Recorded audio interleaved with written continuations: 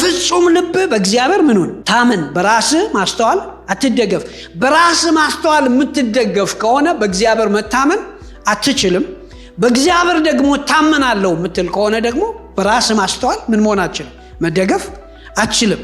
በየቀኑ አዳዲስ አይዲያ አለኝ የሚል ሰው ይመጣና እዛ መድረክ ላይ ቆሞ ይናገራል። ጳውሎስም እድል ገጥሞት ወንጌል ሰብኳል እዛ ቦታ ላይ። ከዛ በኋላ ባገኙት ዕውቀት ላይ ሊጨምሩት ይሄ ሰው አዲስ ነገር የሚናገር ይመስላል። ስለዚህ እስቲ እንስማው ብሎ ደጋግመው ሰሙት ይላል መጽሐፍ ቅዱስ። የዓለምን ጥበብ እንዲያሳፍር የዓለምን ምን አይነት ነገር መረጠ ይላል? ሞኝ ነገር መረጠ ይላል። የእግዚአብሔር ጥበብ የእግዚአብሔር ሞኝነት ከዓለም ጥበብ ይጠበባል ይላል። መንገድ የተማረ ሰው ታምራት በሕይወቱ ይሆናል። መንገድ የማያውቅ ሰው ግን ከሰው ሁሉ ታምራት እየጠበቀ ይኖራል። መንገድን የሚያውቅ ሰው ግን ታምራት በሕይወቱ እንዲመጣ ያደርጋል። እግዚአብሔር ይባረክ።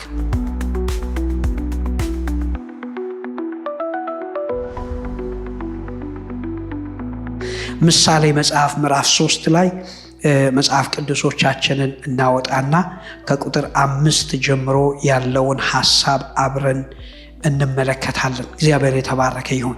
የእግዚአብሔር ቃል ሲመጣ መልእክት ነው። እግዚአብሔር የተባረከ ይሁን። አሜን። እስጀስም ብለን ለመስማት ያህል የእግዚአብሔርን ቃል አንሰማም። የምንሰማው ግን እግዚአብሔር ዛሬ በሕይወታችን ላይ የሚናገረውን ቃል ነው። እግዚአብሔር የተባረከ ይሁን።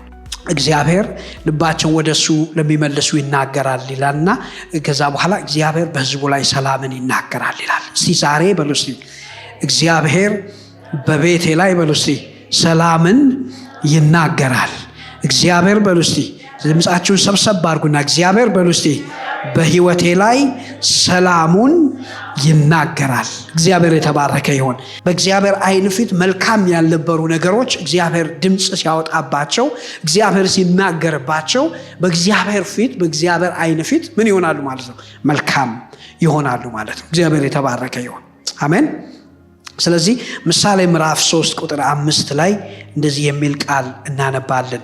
በፍጹም ልብህ በእግዚአብሔር ታመን፣ በራስህ ማስተዋል አትደገፍ። በመንገድህ ሁሉ እሱን እወቅ፣ እርሱም ጎዳናህን ቀና ያደርገዋል። በራስህ አስተያየት ጠቢብ ነኝ አትበል፣ እግዚአብሔርን ፍራ፣ ከክፉም ራቅ።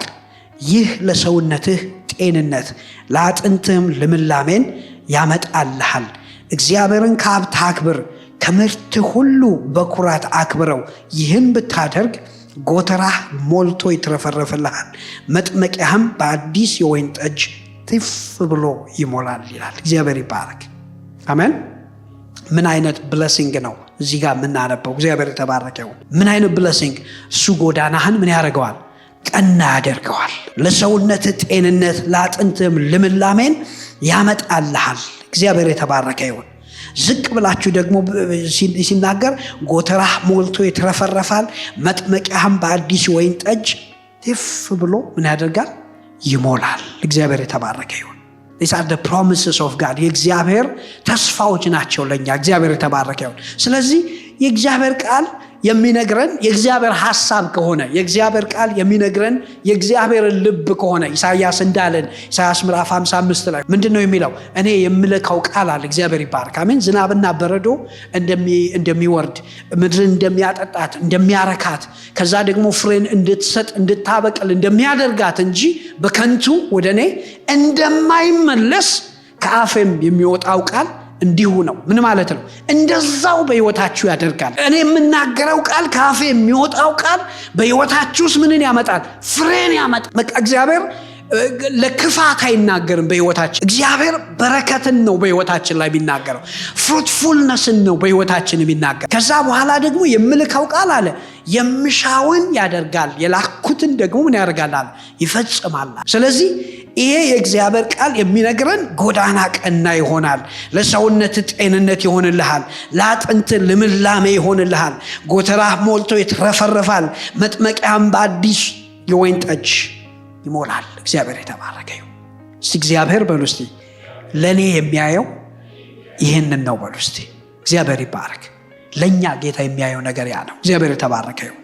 እዚህ ቦታ ላይ በፍጹም ልብ በእግዚአብሔር ታመን፣ በራስህ ማስተዋል ምን አትሁን? አትደገፍ። ሁለት ተቃራኒ ጫፍ ያላቸውን ነገር ነው የሚናገረው። ሁለት ተቃራኒ ጫፍ ያላቸው በፍጹም ልብ በእግዚአብሔር ምኑን ታመን፣ በራስህ ማስተዋል አትደገፍ።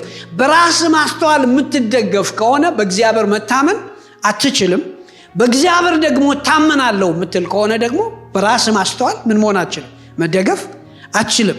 በእግዚአብሔር ታመን፣ በራስህ ማስተዋል ምን አትሁን፣ አትደገፍ። በራስህ እውቀት፣ በራስህ አንደርስታንዲንግ ጠቢብ አትሁን፣ በራስህ አይን ጠቢብ አትሁን ብሎ ይናገራል። እና እውቀት መጥፎ ነው እያለ አይደለም። ከእውቀት ነፃ ሆነ ኑር እያለ አይደለም አይደል? ማስተዋል አይኑርህ አይደለም፣ ጥበብ አይኑርህ አይደለም የሚለው ግን ሪላይ አታድርግበት፣ አትደገፍበት። የሰው ማስተዋል፣ የሰው አንደርስታንዲንግ፣ የኛ እውቀት፣ የኛ ጥበብ ሪላያብል አይደለም፣ የምንተማመንበት ጉዳይ አይደለም፣ ኮንሲስተንት አይደለም፣ ይለዋወጣል። ዛሬ ታዩታላችሁ፣ ነገ ባያችሁት ነገር የእናንተ እውቀት ምን ይሆናል? ይዋዥቃል። for the matter of fact እኛ ሁሉን ነገር አንመለከትም በህይወታችን ላይ። ነጋችንን እንኳን በስነ ስርዓት ግልጥ አድርገን ምን ማድረግ የምንችል ሰዎች አይደለም፣ ማየት የምንችል ሰዎች አይደለም። ለዛ ነው ነገ ምን እንደሆነ አናውቅም የምንለው እኛ ነን እንጂ እግዚአብሔር ነገ ምን እንደሆነ አይታወቅም አይልም። እግዚአብሔር ቋንቋ ውስጥ የአይነት ነገር የለም። እግዚአብሔር ሁሉን ያያል። እግዚአብሔር ተባረከው። መጽሐፍ ቅዱስ አንደኛ ቆሮንቶስ ምዕራፍ 1 ቁጥር 15 ጀምሮ ሄዳችሁ ስትመለከቱ ስለ ጥበብ ይናገርና ዓለም ይላል በጥበቧ እግዚአብሔርን ስላላወቀችው ይላል። ኮንቴክስቹዋሊ መጽሐፍ ቅዱስን ስታነቡት ጥበብ እያለ የሚናገረው ነገር እንደውም ዝቅ ብሎ ምን ይላል? አንድ ቦታ ላይ አይሁዶች ምልክትን ይሻሉ፣ ግሪኮች ደግሞ ጥበብን ይሻሉ ይላል። ስለዚህ ጳውሎስ እያወራ ያለው በዛ በነበረበት ዘመን እነዚህ አይሁዳውያንና እነዚህ የግሪክ ሰዎች በጣም ፈላስፎች፣ በጣም እውቀት ላይ በጣም የሚተማመኑ፣ በቃ እውቀት አምላክ ነው ብለው ዊዝደም በቃ ኖሌጅ ኢዝ በቃ ዲቲ በቃ መለኮት ነው ብለው የሚሉ አይነት ሰዎች ናቸው። ሁልጊዜ ያለ ፍልስፍና መኖር አይችሉም። አይናቸውን ሲገልጡ አዲስ ነገር ምን አለ ዛሬ ምን የምትዋወቀው ጥበብ አለ ብለው ነው የሚነሱት። ስፍራ ነበራቸው መጽሐፍ ቅዱስ ላይ የሐዋርያት ሥራ ምዕራፍ 17 ሄዳችሁ ታነቡ። አሪዮስፋጎስ የሚባል ስፍራ አለ። እዛ ቦታ ላይ ይሰበሰባሉ። በየቀኑ አዳዲስ አይዲያ አለኝ የሚል ሰው ይመጣና እዛ መድረክ ላይ ቆሞ ይናገራል። ጳውሎስም እድል ገጥሞት ወንጌል ሰብኳል እዛ ቦታ ላይ። ከዛ በኋላ ባገኙት እውቀት ላይ ሊጨምሩት ይሄ ሰው አዲስ ነገር የሚናገር ይመስላል። ስለዚህ እስቲ እንስማው ብሎ ደጋግመው ሰሙት ይላል መጽሐፍ ቅዱስ። እውቀትን፣ ፍልስፍናን፣ ምርምርን በጣም የሚፈልጉ ሰዎች ናቸው። ግን ያ እውቀታቸው፣ ያ ፍልስፍናቸው፣ ያ ጥበባቸው እግዚአብሔርን ወደ ማወቅ ምን አላደረሳቸው። ስለዚህ እግዚአብሔር ይላል መጽሐፍ ቅዱስ ሲናገር የዓለምን ጥበብ እንዲያሳፍር የዓለምን ምን አይነት ነገር መረጠ ይላል? ሞኝ ነገር መረጠ ይላል። የእግዚአብሔር ጥበብ፣ የእግዚአብሔር ሞኝነት ከዓለም ጥበብ ይጠበባል ይላል መጽሐፍ ቅዱስ። ስለዚህ ፋይናሊ እግዚአብሔር ላይ ነው መደገፍ የምንችለው። እግዚአብሔር የተባረከው እግዚአብሔር ላይ ብቻ ነው መታመን የምንችለው። ለዛ ነው መጽሐፍ ቅዱስ በራስ ማስተዋል ላይ አትደገፍ በፍጹም። ብልጥ ሆንክ አይምሰልህ። ህይወታችንን ያኖር ነው ያስቀጠለው ዛሬ የምንኖረው ነገ የምንኖረው አንዳንድ ጊዜ ልናወራ እንሞክራለን አይደል? እንዲህ ስለሆነ ነው እኮ እዚህ የደረስኩት እኮ እንዲህ አድርጌ እንደዛ ብዬ እንላለን። አይምሰላችሁ አይደለም። ዛሬን ያቆመን እግዚአብሔር ነው፣ የደገፈን እግዚአብሔር ነው፣ ነገን የሚያኖረን እግዚአብሔር ነው። እግዚአብሔር የተባረከ ይሁን። የኛ ህይወት በእግዚአብሔር እጅ ነው። እግዚአብሔር የተባረከ ይሁን። ሁሉን ከተቀበልክ አለ ጳውሎስ አንድ ጊዜ ለምን እንዳልተቀበለ ሰው ትሆናለህ አለ። እንዳመነጨው እንዳመጣው ነገር ለምን አክት አደርጋለህ? ሁሉም ከእግዚአብሔር ነው የተቀበልከው እስትንፋሳችን ሳይቀር። አሁን እግዚአብሔር እዚህ ቦታ ላይ እስትንፋስን ከወሰደ በቃ አለቀ። ሪላይ የምናደርገው በእግዚአብሔር ላይ ብቻ ነው። የምንደገፈው በእግዚአብሔር ላይ ብቻ ነው። እግዚአብሔር የተባረከው። ተደገፍ በእግዚአብሔር ላይ። በራስ አስተያየት ጠቢብ ሆንክ አይምሰልህ። እግዚአብሔር የተባረከው። ይሄም መጽሐፍ ቅዱሳችንን ስናነብ it's a full of stories፣ በጣም ብዙ ታሪኮች የሞሉበት መጽሐፍ። እግዚአብሔርን የታመኑ ሰዎች በህይወታቸው ምን እንደሆነላቸው፣ እግዚአብሔርን ሳይታመኑ በራሳቸው ተደግፈው በራሳቸው ማስተዋል በጥበባቸው የነጎዱ ሰዎች ፍጻሜያቸው ምን እንደሆነ በጣም በብዙ ይነግረናል። እግዚአብሔር የተባረከው። ዘፍጥረት ምዕራፍ 3 ላይ ሄደን መጽሐፍ ቅዱሳችንን ስናነብ የመጀመሪያውን ሰው በራስ ማስተዋል በራስ ጥበብ የተደገፈን ሰው እዛ ቦታ ላይ ትመለከታላችሁ። እግዚአብሔር ሰውን ሲፈጥር ቃል ሲሰጥ እግዚአብሔር ቃል ምንድነው? ፕሪንሲፕል ነው። ብንወጣበት ብንገባበት ቅድም ያነበብናቸው ጎዳናህን ቀና ያደርገዋል፣ ለሰውነት ጤንነት ያመጣልሃል፣ ለአጥንት ልምላሜ ያመጣልሃል፣ ጎተራህ ሞልቶ ይትረፈረፋል። እነዚህን በረከቶች የሚያመጣልን የእግዚአብሔር ምንድነው? ቃል ነው። ለአዳም ቃል ተሰጠው አይደል? ምን የሚል? በገነት ካሉ ዛፎች ሁሉ ምን አድርግ? ብላ፣ ምግብ ይሁን። እጅግን ዕውቀትን መልካሙንና ክፉን የምታሳውቀውን ይህችን ዛፍ ምን አታድርግ? አትብላ። ሁሉን ሰጥቻለሁ፣ ይሄን ግን ከልክያለሁ። ለምንድን ነው የከለከልኩ? ከዚች በበላህ ጊዜ በሕይወት ምን ይሆንብሃል? ሞት ይሆንብሃል። ስለዚህ don't eat it።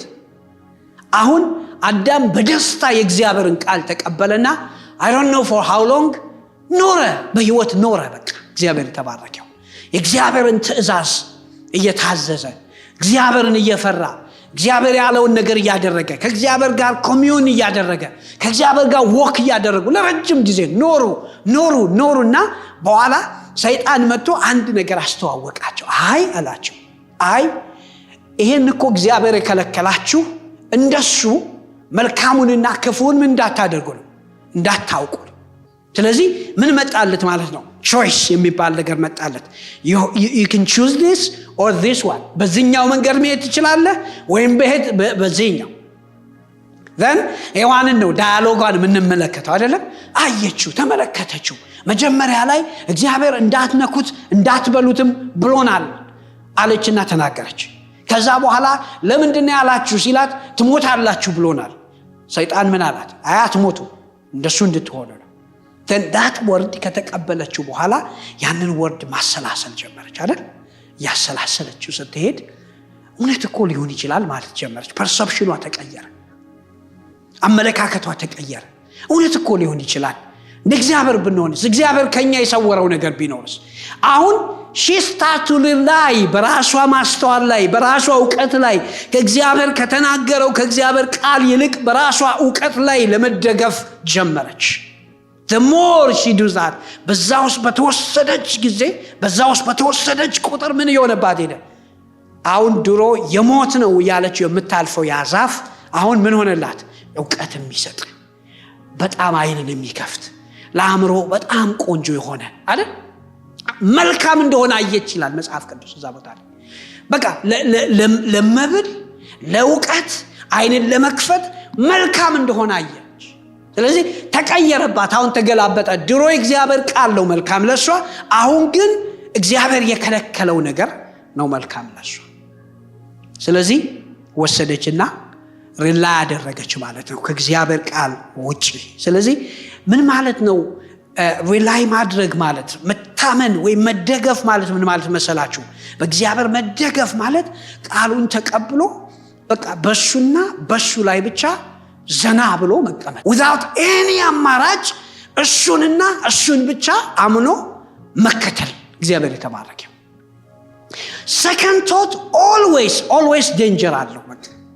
የሆነ እግዚአብሔር clearly በህይወታችን የተናገረን ነገር እስቲ እንደገና አናላይዝ ላድርገው ብለን ማየት ስንጀምር ያን ጊዜ ዴንጀር በህይወታችን ላይ ይመጣል።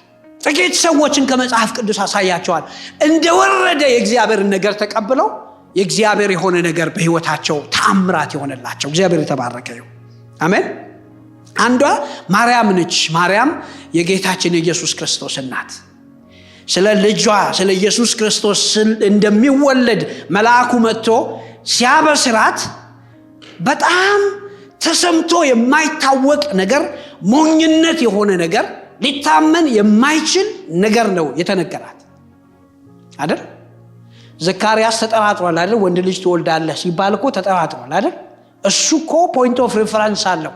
አብርሃምና ሳራ አትሊስት ወልደዋል አይደል እንዴ? እሱ እኮ እየተነገረው ያለው በወንድና በሴት መካከል ባለ ግንኙነት ስለሚወለድ ልጅ ነው ተነግሮት እግዚአብሔርን ሊያምን ያልቻለ። ይህች ሴት እየተባለች ያለችው ወንድ ሳይደርስብሽ ወንድን ሳታውቂ ምን ትሆኛለሽ?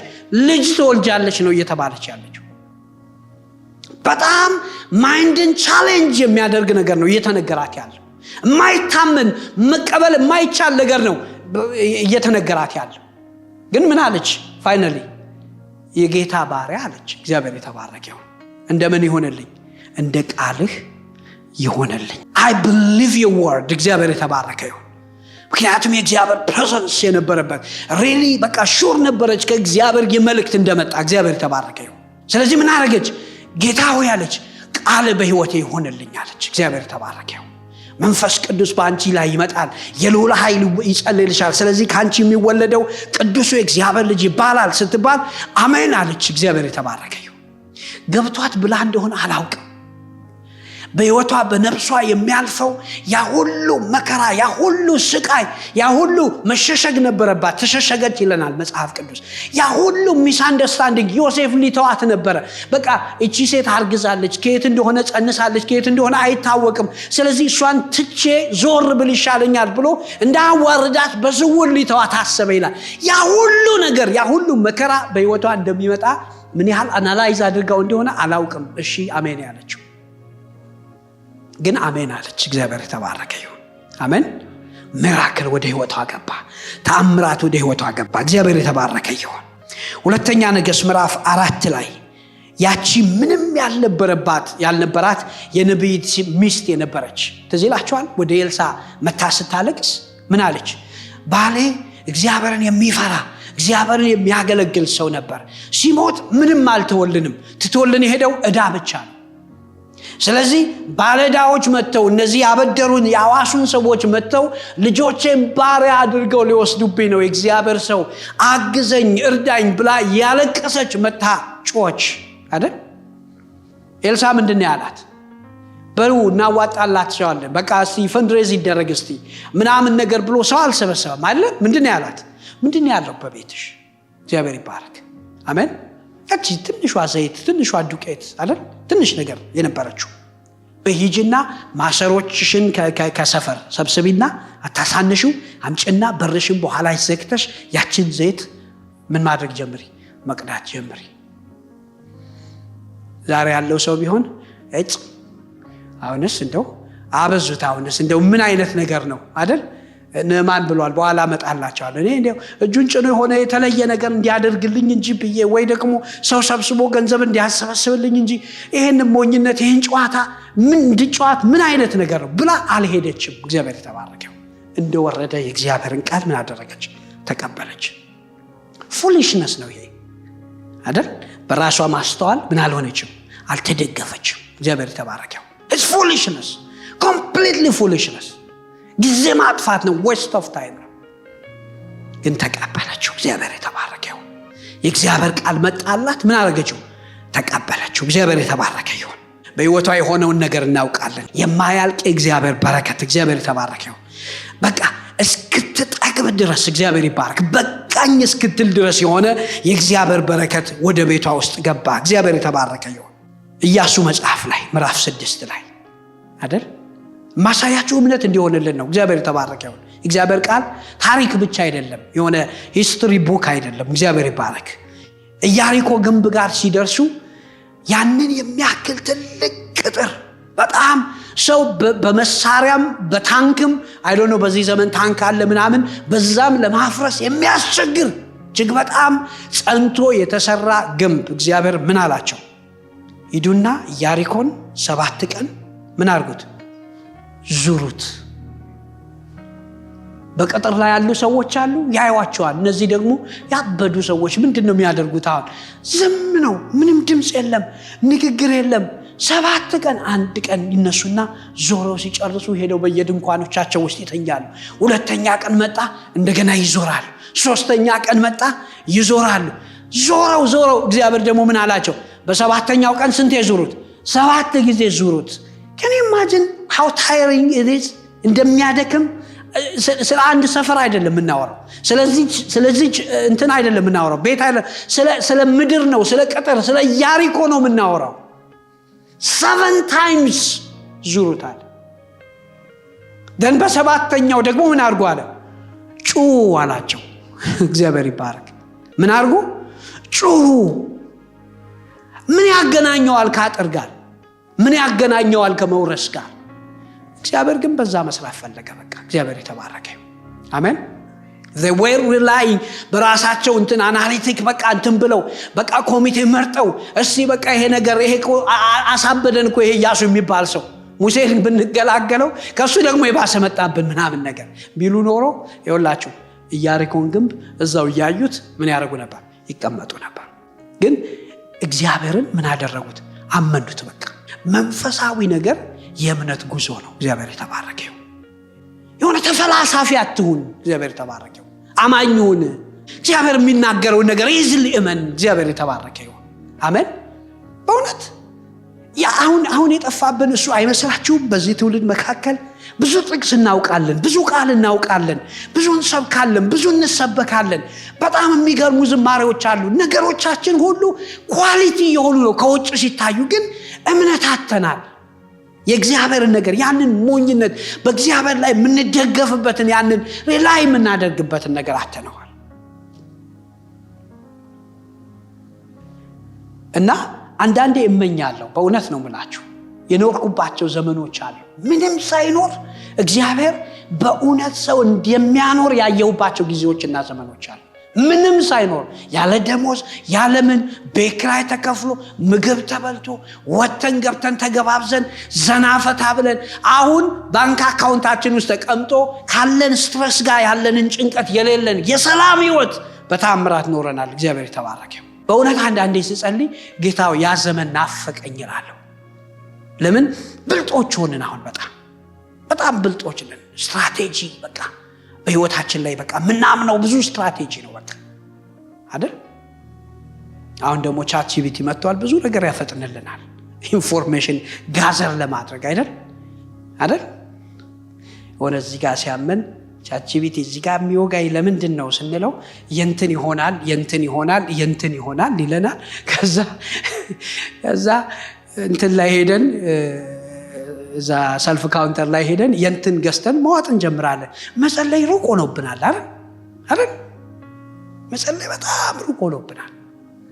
ድሮ ታመሙ ልጆቹ ሲባል ዘይት አምጣ እስቲ እንጸልይባቸው ነበር የሚባለው። አሁን ግን ምንድን ነው የምንባባለው? ሩቅ ነው የሚሆንብን። እግዚአብሔር ወደዛ ዘመን ይመልሰን፣ ወደምንታመንበት ዘመን። እግዚአብሔር ይባረክ። ንዕማን ለፈውስ መጣ። ንዕማን ለምጻም ነው። ረጅም ዘመን በለምጽ ኖሯል። ከዛ ንጉሱ ደብዳቤ ጻፈና ወደ ኤልሳ ሂድ። ያቺ ሰራተኛ ሆና ተቀጥራ የምትኖረው ሴት ሁሌ ለሚስትየው ምን ትላታለች?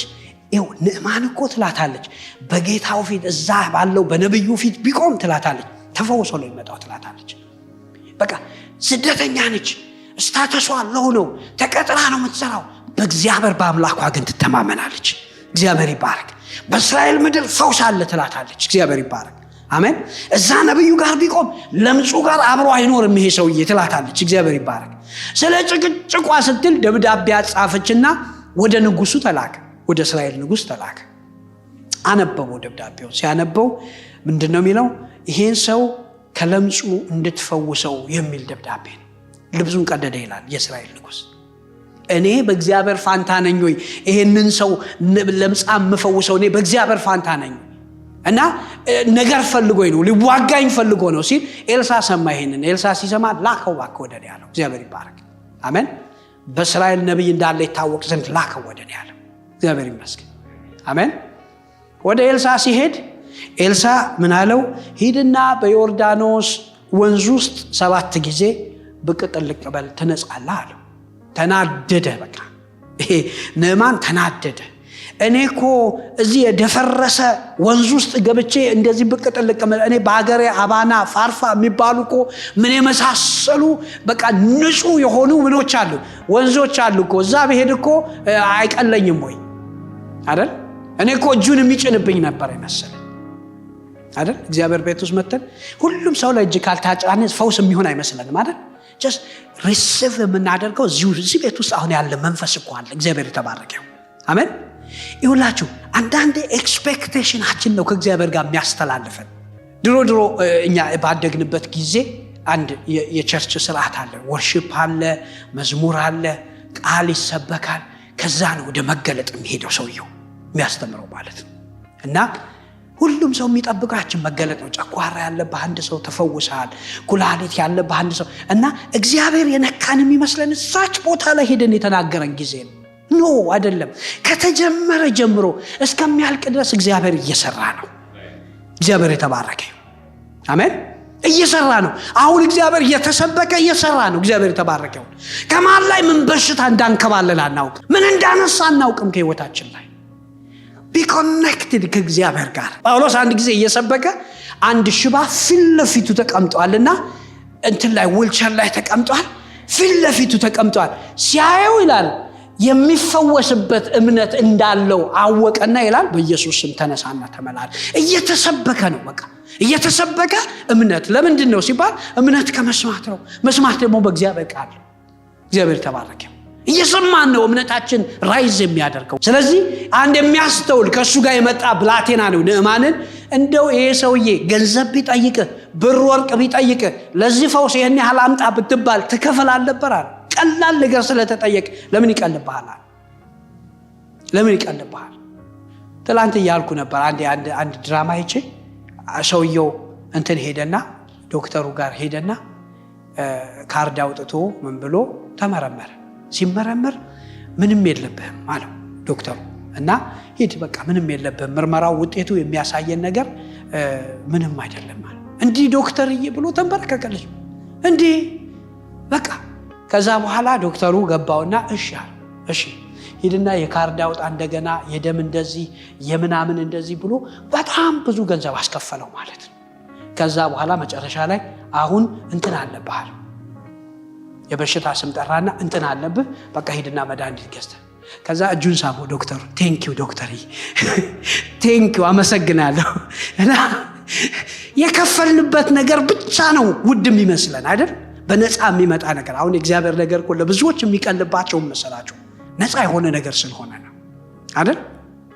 እዚህ ጋር አሰልፎ እግዚአብሔር ብር እያስከፈለ ምናምን ቢሆን ኖሮ በሌሊት መተን ነው የምንሰለፈው። ግን ነፃ ነው የእግዚአብሔር ነገር። ነፃ ስለሆነ ይቀልብናል፣ ብዙ ጊዜ አይቀለልብን። እግዚአብሔር የተባረከ አሜን።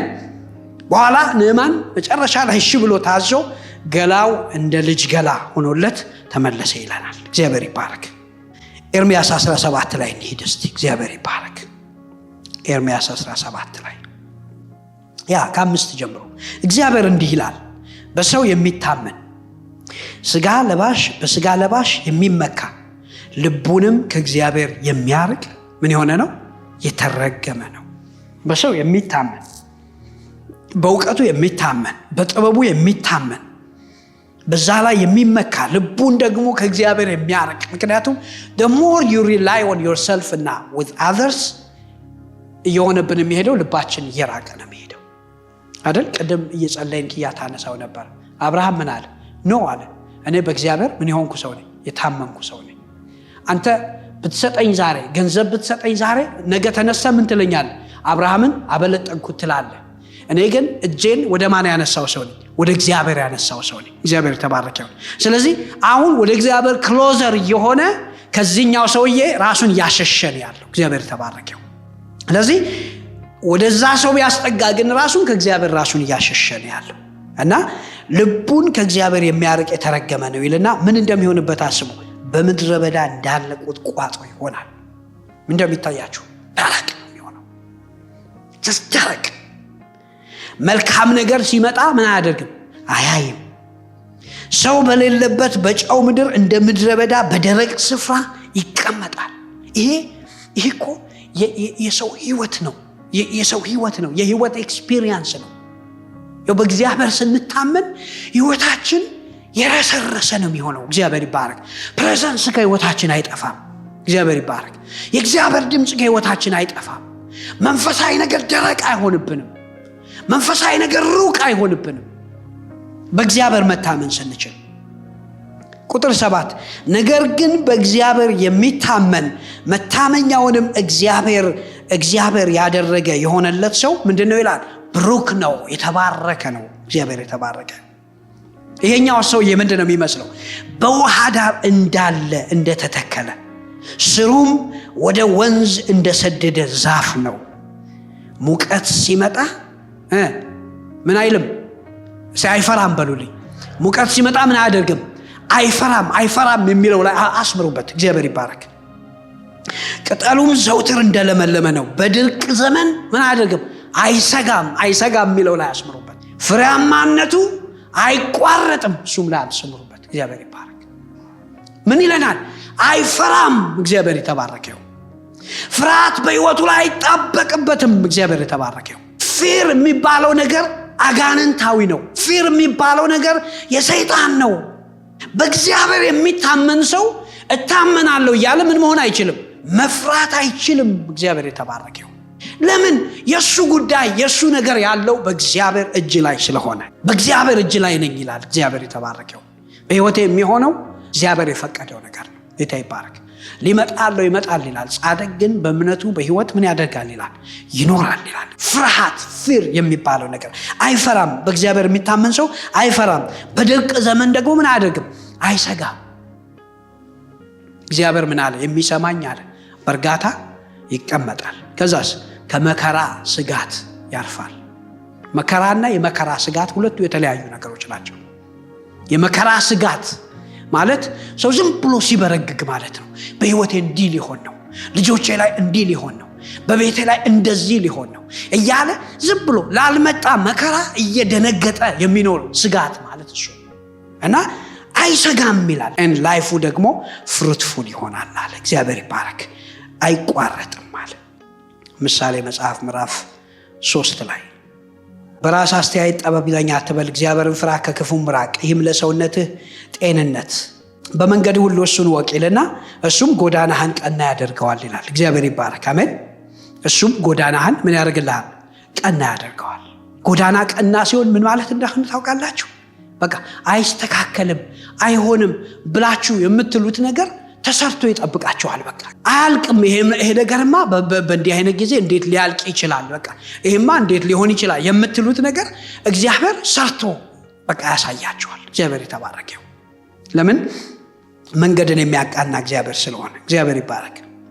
በመንገድ ሁሉ እሱን ወቅ፣ እርሱም ጎዳናህን ቀና ያደርገዋል ይላል። እግዚአብሔር የተባረከው። ግን አሁንም ቀና ያደርገዋል ከሚለው ፊት ምን ይለዋል? በመንገድህ ሁሉ እርሱን እወቅ። አክኖሌጅ አድርገው። እርምጃ ከእሱ ጋር የመተዋወቅ እርምጃ ይሁን። እወቅ የሚለው ቃል በዕብራይስጡ ያዳ ማለት ነው። ያዳ ማለት ነው ኤክስፒሪየንሻል የሆነ ኖሌጅ ማለት ነው። እግዚአብሔር ይባረክ። የስሚ አይደለም አይደል? የስሚ አይደለም። እንደዛ ነው ያሉት አይደል ሐዋርያቶቹ። እኛ ያወቅነውን ነገር ኤክስፒሪየንስ ያደረግነውን ነገር እንነግራችኋለን። አይኖቻችን ያዩትን፣ በጆሮቻችን የሰማነውን፣ በአይኖቻችን ያየነውን፣ ከዛስ በእጆቻችን የዳሰስነውን። ስለዚህ የነዚህ ሰዎች ዕውቀት ኤክስፒሪየንሻል ነው። ሰምተው ነበረ፣ የሰሙትን አዩት፣ ቀረቡ ማለት ነው። ያዩትን ደግሞ ምን አደረጉት? ዳሰሱት፣ ነኩት። ስለዚህ እነግራችኋለን፣ እናወራላችኋለን። እናንተም ከኛ ጋር እንዲሁ አይነት ህብረት ከእግዚአብሔር ጋር እንዲሆንላችሁ። እግዚአብሔር ይባረክ። እወቅ የሚለው ቃል እግዚአብሔርን ኤክስፒሪየንስ አድርገው ማለት ነው። when was the last time እግዚአብሔር በነገራችሁ ውስጥ ገብቶ ጸልያችሁ በቃ የእግዚአብሔርን እጅ በሕይወት ያየው ያላችሁበት ጊዜ መቼ ነው? በዛ መንገድ ወቁ። ታንጀብል በሆነ መንገድ አብርሃምና ሳራ ብለን እንድንቆም የእግዚአብሔር ፈቃድ አይደለም። በአብርሃምና በሳራ ሕይወት ውስጥ የሰራውን ተአምራት በእኛ ውስጥ ደግሞ ይደግመዋል። እግዚአብሔር ይባረክ። ለምን ሲባል ክርስቶስ ኢየሱስ ትናንትናም ዛሬም እስከ ዘላለምም ያው ነው። እግዚአብሔር የተባረከው። ስለዚህ ከመነካካት፣ ከመቀራረብ፣ ከመጠጋጋት በሆነ ማወቅ እግዚአብሔርን ማወቅ። እግዚአብሔር የተባረከው። በመገለጥ እግዚአብሔርን ማወቅ፣ ባህሪውን ማወቅ፣ መንገዱን ማወቅ፣ አሰራሩን ማወቅ፣ አደራረጉን ማወቅ። ይሄንን የምናውቀው ስንቀራረበው ነው። እግዚአብሔር የተባረከው። ከዲስታንት ሆነን አይደለም እግዚአብሔርን ትች ወይ የምናውቀው። አንደስ የሚለኝ የእግዚአብሔር ቃል አለ። መዝሙር 103 ቁጥር 7 ላይ መንገዱን ይላል ለሙሴ፣ አደራረጉን ደግሞ ስራውን his deeds ይላል። ስራው ማለት ነው። ስራውን ደግሞ ለእስራኤላውያኖች አስታወቀ ይላል። ቅድም ያልኳችሁ ጥቅስ ላይ እነዚህ የግሪክ ሰዎች ዕውቀትን ይሻሉ፣ አይሁዶችስ ምን ይለናል? ምልክት አይደል? በአንተ እንድናምን ይሉታል። ምን የምታደርገው ምልክት አለ? ምን ታሳየናል? አይደል? ኢየሱስ በነበረበት ጊዜ። በሙሴ ጊዜ ደግሞ እግዚአብሔር ከነሱ ጋር እንዳለ ለማመን የሆነ እግዚአብሔር የሆነ አለት መክፈል የሆነ ነገር ማድረግ አለበት። ብቻ በምልክት ነው የሚያምኑት እነዚህ ሰዎች። ምልክት ጋር የተጣበቁ ሰዎች ናቸው። ስለዚህ እግዚአብሔር ሰጥቷቸዋል ለእስራኤል ልጆች his deeds የሰራውን ስራ የታምራት ስራ እግዚአብሔር ምን አድርጓቸዋል? አሳይቷቸዋል። ለሙሴስ ምኑን ያስታወቀው ነው የሚለን? መንገዱን ነው። እግዚአብሔር የተባረከ huge difference አለ። ትልቅ ልዩነት አለ። ታምራት የሰውን ህይወት የትም ፈቀቅ አያደርግም። የትም ፈቀቅ አያደርግም። ዛሬ አንድ ታምራት ቀምሳችሁ እሱን አጣጥማችሁ ሳትጨርሱ በሌላ ታማራላችሁ፣ ሌላ ፈልጋችሁ ማለት ነው። ታምራት ማንን ይኸው በእነዚህ ሰዎች ነው የሚለው መጽሐፍ ቅዱስ። አንደኛ ቆሮንቶስ ምዕራፍ 10 ላይ ሂዱና አንብቡት። እግዚአብሔር ይኸው ይከተላቸው ከነበሩ አለት ጠጡ ይላል፣ እሱም ክርስቶስ ነው ይላል። ከሰማይ ወረደ ምግብ በሉ ይለናል፣ እሱም የክርስቶስ ምሳሌ ነው። እነዚህ ሁሉ ሰዎች ግን ባለማመናቸው ምክንያት በምድረ በዳ ቀሩ ይለናል። በአብዛኛዎቹ በሚበዙት እግዚአብሔር ደስ አልተሰኘም ይለናል። እነማን ናቸው? ተአምራትን ያዩ ሰዎች። የሚመስለን አሁን ተአምራት በቃ እዚህ ቤት ውስጥ የሆነ ድንቅና ተአምራት መሆን ቢጀምር በቃ ሰዎች ከጌታ ጋር ጸንተው ቢኖሩ ነው። አይደለም። it's good ተአምራትና ድንቅ እግዚአብሔር ያደርጋል፣ እንፈልጋለን፣ እሱ እንጸልያለን። ፕሬዘንሱና መንገዱ ግን ይበልጣል። እግዚአብሔር የተባረከው። ለዛ ነው ሙሴ ሲጸልይ እንደዚህ አለ። በቃ እንደዚህ አለ። ዘጸአት 33:13 ላይ በእኔ ደስ ተሰኝተ ከሆነ አንተን አውቅህና ያለማቋረጥ በፊት ሞገስ አገኝ ዘንድ መንገድህን አስተምረኛለሁ። መንገድህን አስተምረኝ። እግዚአብሔር የተባረከው። ጌታ ይባረክ። ለአንድ ሰው አሳ አጥምዳችሁ መስጠትና አሳ አጠማመድ ማሳየት ሁለቱ የተለያዩ ነገሮች ናቸው አይደል? አሳ አጥምዳችሁ የምትሰጡት ሰውዬ ሁልጊዜ ዲፔንደንት ነው በእናንተ ላይ። ነገም አጥምዳችሁ እንድትሰጡት ይፈልጋል። አጠማመድ ያስተማራችሁ ሰው ግን እናንተ ብትኖሩም ባትኖሩም ሄዶ ምን ያደርጋል? ያጠምዳል። እግዚአብሔር የተባረከው። መንገድ የተማረ ሰው ታምራት በህይወቱ ይሆናል። መንገድ የማያውቅ ሰው ግን ከሰው ሁሌ ታምራት እየጠበቀ ይኖራል። መንገድን የሚያውቅ ሰው ግን ታምራት በህይወቱ እንዲመጣ ያደርጋል። እግዚአብሔር ይባረክ። ያንቀሳቅሳል ቤቱን። እግዚአብሔር ይባረክ። እየጸለየ እግዚአብሔር ተባረከው። ህይወቱን ያንቀሳቅሳል በህይወቱ ላይ። ስለዚህ ምንድነው እያልን ያለ ነው? በራስ ማስተዋል አትደገፍ፣ በእግዚአብሔር ተደገፍ። በራስ ማስተዋል ጠቢብ አትሁን። ከዛስ በመንገድ ሁሉ እሱን ምን አድርገው? እወቀው። እግዚአብሔር ይባረክ። ላይፍ ከሱ ጋር ኮኔክትድ የሆነ አታችድ የሆነ ይሁን። እግዚአብሔር ይባረክ። ይህ ሲሆን ሶስት ነገሮች በህይወታችን ይሆናሉ። እነዚህን ብዬ ጨርሳለሁ። አንደኛው እግዚአብሔርን ደስ የሚያሰኝ ህይወት መኖር እንችላለን። ፕሊዚንግ ጋድ። ያለ እምነት እግዚአብሔርን ደስ ማሰኘት አይቻልም ይለናል ዕብራውያን ምዕራፍ 11:5 ላይ። ስለዚህ we live a life that is pleasing to God። እግዚአብሔር የሚደሰትበት ህይወት። የኛ ጥሪ የቅዱሳን ጥሪ ምንድነው? እግዚአብሔር የሚደሰትበትን ህይወት መኖር። እግዚአብሔር የተባረከው። ምንድነው የሚለው? ደስ ልታሰኙ ለዚህ ተመርጣችኋልና ይላል። ቅድም አልኳችሁ ተአምራት ባደረገላቸው ሰዎች በአብዛኛዎቹ እግዚአብሔር ደስ አልተሰኘም ይላል። በሚታመኑት ሰዎች ግን እግዚአብሔር ይደሰታል። እግዚአብሔር ይባረክ። አሜን። በእግዚአብሔር ስንደገፍ እግዚአብሔርን ደስ የሚያሰኝ ህይወት መኖር እንችላለን። በእግዚአብሔር ስንደገፍ ሁለተኛው አላስፈላጊ ከሆኑ ውድቀቶች፣ አላስፈላጊ ከሆኑ ኪሳራዎች እንጠበቃለን። እሱ ላይ ድምፁ ላይ ስንታመን፣ ቃሉ ላይ ስንታመን፣ ቃሉ ለህይወታችን ፕሪንሲፕል ሲሆንልን፣ እንዲሁ የእግዚአብሔርን ቃል በመከተል ብቻ በህይወታችን በቃ ተጠብቀን እንኖራለን። ምክንያቱም ሕግ ለእግሬ መብራት ለመንገዴ ምንድን ነው ይላል? ብርሃን ነው። የምንሄድበትን ስለምናይ ጨለማ በመንገዳችን ላይ ስለማይሆን አልባል የሆኑ እንቅፋቶች አይመቱንም። ስለዚህ ይጠብቀናል፣ ዊዝደም ይሰጠናል። ቾይሳችን፣ ምርጫዎቻችን፣ ዲሲሽኖቻችን መልካም ውጤት ያላቸው ይሆናሉ። ሶስተኛው የእግዚአብሔርን ፈቃድ ማወቅ እንችላለን። የእግዚአብሔርን ፈቃድ ማወቅ ማለት በቃ ናቹራሊ ወደ ሰዎች መምጣት ያለበት ነገር ነው። በቃ እኛ ክርስቲያኖች ስለሆንን የጌታ ልጆች ስለሆንን የፈቃዱ ዕውቀት በቃ እንዲታገለነው ሳይሆን ናቹራሊ ግን ያ ወደዛ ህይወት ለመምጣት ግን ከእግዚአብሔር ጋር መራመድ ያስፈልጋል። የሮሜ ሰዎች ምዕራፍ 12 ላይ የሚነግረን እንደዛ ነው። በአእምሮአችሁ መታደስ ፈጽማችሁ ተለወጡ፣ ይህንንም ዓለም አትምሰሉ፣ ከዛስ በኋላ ፍጹም በጎ የሆነውን የእግዚአብሔርን ፈቃድ እንድታውቁ እያለ ይነግረናል። ስለዚህ አእምሮአችን እየታደሰ እንዴት ነው የሚታደሰው? አእምሮአችን በእግዚአብሔር ቃል። እግዚአብሔር ተባረከው። ከእግዚአብሔር ቃል ጋር በሚገባ ቅድም ባለው በእውቀት በመገለጥ እግዚአብሔር ይባረክ እየተጠጋጋን ስንሄድ አእምሮአችን እየታደሰ የእግዚአብሔርን ፈቃድ ማወቅ በቃ ኢዝሊ ይሆነልን ይሄዳል። ቅርብ ይሆንልናል። የእግዚአብሔር ፈቃድ እንተዋወቀዋለን። ናቹራሊ ይመጣልናል። ስለዚህ it will become በቃ ናቹራል። ምክንያቱም እግዚአብሔር ልጆቹን በቃ በድምጽ ይመራቸዋል። እግዚአብሔር ይባረክ። በጎቼ አለ ኢየሱስ ክርስቶስ ዮሐንስ 10 ላይ አይደል? ምን አለ? ድምጼን ምን ያደርጋሉ? ይሰማሉ። እግዚአብሔር ይባረክ። የኔ ካልሆነው ነገር ምን ያደርጋሉ? ይሸሻሉ አለ። ስለዚህ የሆነ ዛሬ መንገዳችሁ ላይ ሆነ ከጌታ የሚለይ ከእግዚአብሔር የሆነ ነገር የሚለይ የሆነ ነገር ሲመጣ you can easily discern it እና ይሄ እግዚአብሔር እኮ ሐሳብ አይደለም፣ ይሄ እኮ እግዚአብሔር ድምጽ አይደለም። እግዚአብሔር ተባረከ እና ናቹራሊ ወደ ህይወታችን ይመጣል። ምክንያቱም እግዚአብሔር ስለሚወደን ሁሌ ይመራናል። እግዚአብሔር ይባረክ። እንዴት ይመራናል? በድምፁ ይመራናል፣ በቃሉ ይመራናል። እግዚአብሔር ተባረከ። ስለዚህ ዛሬ እግዚአብሔር ይሄን መንፈስ ይስጠን። ብልጠታችን ይውደቅና እግዚአብሔርን መታመናችን ይብዛልን።